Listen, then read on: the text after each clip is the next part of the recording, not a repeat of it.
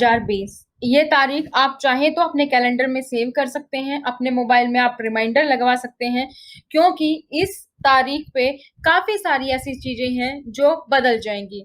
तो कौन-सी वो चीज़ें हैं जो बदल जाएँगी? काफ़ी चीज़ें, जैसे कि आपका मिनिमम बैलेंस अकाउंट में ये आपको मेंटेन करना ज़रूरी हो जाएगा। आधार, पैन लिंक की 30 जून है तारीख, जिसका मैंने वीडियो अपलोड कर दिया है, आप वहाँ पर जाकर देख सकते हैं। अगर आपका आधार पैन लिंक नहीं है तो लिंक कर सकते हैं, और मैंने उस वीडियो में बता दिया है कि आप कैसे आधार पैन लिंक को चेक भी कर सकते हैं कि लिंक है या नहीं है। पीपीएफ अकाउंट अगर आपका है तो उसमें पेमेंट करने की आपकी लास्ट डेट 30 जून है। आईटीआर फाइल करने की आपकी लास्ट डेट। तो इस तरीके की काफ़ी सारी लास्ट डेट है, तो ये लास्ट डेट रिमाइंडर आप अपने पास लगा लें, अपने मोबाइल में, अपने डायरी में, जहाँ पर भी आप नोट करना चाहते हैं, आप नोट कर सकते हैं। तो नमस्कार दोस्तों, स्वागत है आपका आपके अपने चैनल सुपर आइडियाज़ पर, जहाँ पर हम आपके लिए लेकर आते हैं लगभग हर एक टाइप की वीडियो, ताकि कोई भी इम्पोर्टेंट न्यूज़ आपसे मिस ना हो। चाहे वो गवर्नमेंट बेनिफिट की बात हो, चाहे वो कोई इम्पोर्टेंट डेट की बात हो, बैंकिंग हो, फाइनेंस हो, कोई लोन की स्कीम हो, कोई और गवर्नमेंट की स्कीम हो, कोई गवर्नमेंट एग्ज़ाम हो, किसी भी तरीके की कोई भी अपडेट हो, हम आप तक सबसे पहले लेकर आते हैं। तो कोरोना वायरस और लॉकडाउन के चलते हम सभी लोग थोड़े-से आलसी हो गए हैं, क्योंकि हम सभी को ये तो पता है कि 30 अगस्त तक हमारी मोरेटोरियम है।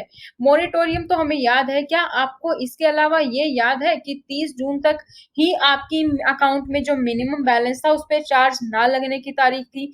तो इसी तरीके की बहुत सारी छोटी-छोटी बातें हैं, लेकिन ये छोटी-छोटी बातें बहुत ही काम की हैं, क्योंकि इन सभी बातों में आपने अगर वो लास्ट डेट तक नहीं की, तो आपको फाइन भी भरना पड़ सकता है। तो चलिए देखते हैं कौन-कौन सी चीज़ें हैं। तो कोरोना वायरस और लॉकडाउन के चलते सरकार ने बचत खाते पर मिनिमम बैलेंस में छूट, अटल पेंशन योजना के लिए auto debit facility, advance tax, ऐसी कई चीजों की डेडलाइन 31 मार्च से बढ़ाकर 30 जून तक कर दी थी, जिसमें आम लोगों को घर से बाहर नहीं निकलना पड़े। तो वही चीजें हम यहाँ पर जानेंगे जिनकी डेडलाइन 30 जून है, 30 जून को खत्म हो रही है। बचत खाते पर मिनिमम बैलेंस में छूट, सबसे पहले इसी पे डिस्कस कर लेते हैं, क्योंकि मोरेटोरियम से कई लोग बैंक को जोड़ रहे होंगे और उनको ये लग रहा होगा कि अभी 30 अगस्त तक हमारे पास टाइम है। तो अगर आप भी ये सोच रहे हैं तो ये बिल्कुल गलत है। 30 जून तक ही बचत खाते में न्यूनतम बैलेंस को सरकार ने खत्म कर दिया था, यानी कि ग्राहक के बचत खाते में जो मिनिमम बैलेंस मेंटेन अगर नहीं है, तो 30 जून के बाद आपको उसका चार्ज देना पड़ सकता है। सपोज अगर आपके अकाउंट में 10,000 या गवर्नमेंट में कुछ 2,000 होता है, अगर ये बैलेंस आपको मेंटेन नहीं करेंगे आप, तो आपको चार्ज देना पड़ सकता है। प्राइवेट बैंक में लगभग आपको 600 टू 700 तक आपको चार्ज भुगतना पड़ता है। तो ये चीज आपको ध्यान रखनी है, ताकि आपको ये चार्ज जो है वो देना ना पड़े। किसी भी बैंक एटीएम से कितनी ही बार नगद निकासी, तो ये वाली फैसिलिटी भी आपको सिर्फ और सिर्फ 30 जून तक मिली थी, अभी इस पे कोई एक्सटेंशन नहीं है। 30 जून तक था कि अगर आप किसी भी बैंक के डेबिट या एटीएम कार्ड से, किसी भी बैंक एटीएम से अगर आप नगद निकासी करते हैं, यानी कि अगर आप पैसे विड्रॉल करते हैं, तो आपका कोई चार्ज नहीं लगेगा। लेकिन अभी दूसरे बैंकों के एटीएम से एक निश्चित संख्या में फ्री नगद निकासी की जा सकती है। तो 30 जून के बाद ये बंद हो जाएगा। जो भी फैसिलिटी आपके बैंक के डेबिट कार्ड और अदर बैंक में आपको चार्ज पे मिल रही है, आपको वही फैसिलिटी जो है वो मिलेगी। इस बात का आपको ध्यान देना है। अगला है निवेश पर टैक्स छूट। तो अगर 30 जून तक आप किसी ऐसी स्कीम या प्लान में निवेश करते हैं जिसमें इनकम टैक्स एक्ट के तहत टैक्स छूट मिलती है, तो उस निवेश पर आप फाइनेंशियल ईयर 2019-20 के लिए इनकम टैक्स रिटर्न में क्लेम कर सकते हैं।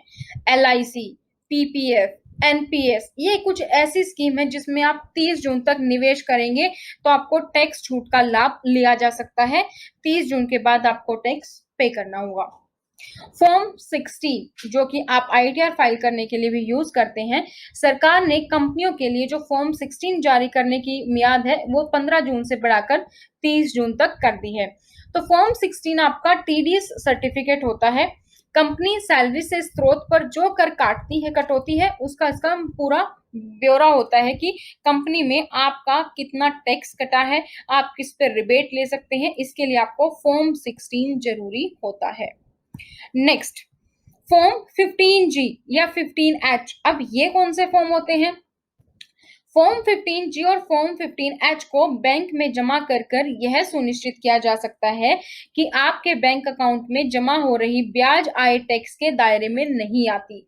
सरकार ने जमा किए हुए जा चुके फॉर्म 15G और फॉर्म 15H की वैधता को भी बढ़ाकर 30 जून 2020 किया है। तो 30 जून 2020 तक बैंक, फाइनेंशियल इंस्टीट्यूशन निवेशकों की ब्याज आय पर जून आखिर तक टैक्स नहीं काटेंगे। Post office life insurance premium, postal office life insurance और रूरल पोस्टल लाइफ इंश्योरेंस के लिए जो प्रीमियम भुगतान पीरियड था उसको भी 30 जून तक ही रखा गया है। मार्च, अप्रैल, मई के बकाया जो प्रीमियम की भुगतान है वो अगर आपने अभी तक नहीं की है तो आप 30 जून तक कर सकते हैं। इसमें कोई भी आपको जुर्माना या कोई भी डिफॉल्ट फीस नहीं लगेगी। हाँ, अगर आप 30 जून के बाद करते हैं तो आपको डिफॉल्ट फीस और आपको फाइन देना होगा। वित्त वर्ष 2018 से 19 का आईटीआर, 2018 से 19 की आईटीआर की यहाँ पे बात हो रही है। तो करदाताओं के पास जो जून आखिर तक वित्त वर्ष 2018 से 19 के लिए लेट आईटीआर फाइल दाखिल करने का मौका है। अगर पहले आईटीआर फाइल कर चुके हैं तो उसमें करेक्शन करने का यानी रिवाइज आईटीआर भरने का भी आपका जो मौका है वो आपका 30 जून 2020 ही है। अटल पेंशन योजना, अटल पेंशन योजना के लिए ऑटो डेबिट फैसिलिटी को 30 जून 2020 तक के लिए रोक दिया गया था। यानी कि अगर आपने अटल पेंशन योजना में कोई फैसिलिटी ले रखी है तो आपका ऑटो डेबिट उसमें नहीं हो रहा था। यानी कि जो लोग एपीवाई में निवेश कर रहे हैं उनके सेविंग अकाउंट में अपने आप इस स्कीम के योगदान के लिए पैसा नहीं कट रहा था। लेकिन अब आपको वो बैलेंस मेंटेन करने की जरूरत है क्योंकि 30 जून के बाद वो बैलेंस ऑटोमेटिकली यहाँ से डेबिट होना स्टार्ट हो जाएगा। वित्त वर्ष 2019-20 के लिए एडवांस टैक्स, केंद्र सरकार ने वित्त वर्ष 2019 से 20 के लिए एडवांस टैक्स के भुगतान की तारीख को भी 30 जून 2020 कर दिया था। तो जो टैक्स पेयर एडवांस टैक्स के ब्रैकेट में आते हैं 30 जून से पहले टैक्स जमा कर दें क्योंकि इसमें टैक्स लायबिलिटी पर आपका कोई ब्याज नहीं लगेगा। पीपीएफ अकाउंट, पीपीएफ अकाउंट जिन लोगों का है 31 मार्च को जो मैच्योर हुआ है जिसमें 1 साल का एक्सटेंशन भी शामिल है, वे लोग अगर अपने पीपीएफ अकाउंट को आगे एक्सटेंड कराना चाहते हैं लेकिन लॉकडाउन के कारण आप मार्च में नहीं करा पाए हैं तो उसकी भी जो आपकी लास्ट डेट एक्सटेंड कराने की वो 30 जून ही है। तो ये काम भी आपको पहले कर लेना है अगर आप पीपीएफ अकाउंट के उपभोक्ता हैं तो। पीपीएफ या एसएसवाई का मिनिमम अमाउंट, जो लोग पीपीएफ और सुकन्या समृद्धि अकाउंट में लॉकडाउन के चलते वित्त वर्ष 2019 से 20 के लिए मिनिमम डिपॉजिट नहीं करवा पाए हैं वो लोग भी 30 जून 2020 तक ऐसा कर सकते हैं। इस किस्त को देरी से भरी गई किस्त नहीं माना जाएगा और ना इस पे कोई पेनल्टी लगेगी ना ही कोई इस पे रिवाइजर फीस लगेगी। 30 जून के बाद करेंगे तो आपको पेनल्टी देनी पड़ सकती है।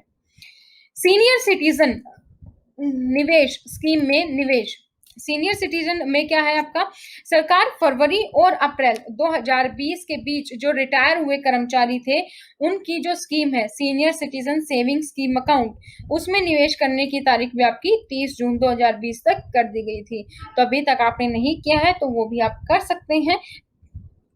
तो आज की वीडियो में हमने आपको काफ़ी सारी ऐसी चीज़ें बताई जो आपकी बैंकिंग और फाइनेंशियल हैं। ज़्यादातर पीपीएफ है, आपका बैंक अकाउंट है, एटीएम के चार्जेस हैं, सुकन्या समृद्धि योजना है, इस तरीके की काफ़ी सारी चीज़ों के बारे में आज हमने इस वीडियो में डिस्कस किया। वीडियो आपको पसंद आई तो लाइक ज़रूर कीजिएगा, अपने दोस्तों के साथ इस वीडियो को शेयर करना ना भूलें क्योंकि हर किसी के पास कुछ नहीं है, पीपीएफ नहीं भी करते हैं या सुकन्या समृद्धि योजना नहीं भी करते हैं तो बैंक अकाउंट सबके पास है। हम कम से कम उनका मिनिमम बैलेंस जो अकाउंट में चार्ज लगेगा उसको रोक सकते हैं क्योंकि अभी भी काफी लोगों को जो कंफ्यूजन है कि 31 अगस्त तक उनको जो है फैसिलिटी मिलेगी, जो कि ऐसा नहीं है। ये फैसिलिटी सिर्फ 30 जून तक की थी। तो वीडियो को लाइक करना ना भूलें, कमेंट सेक्शन में आप हमें कमेंट कर सकते हैं अगर कोई और वीडियो हमसे चाहते हैं तो।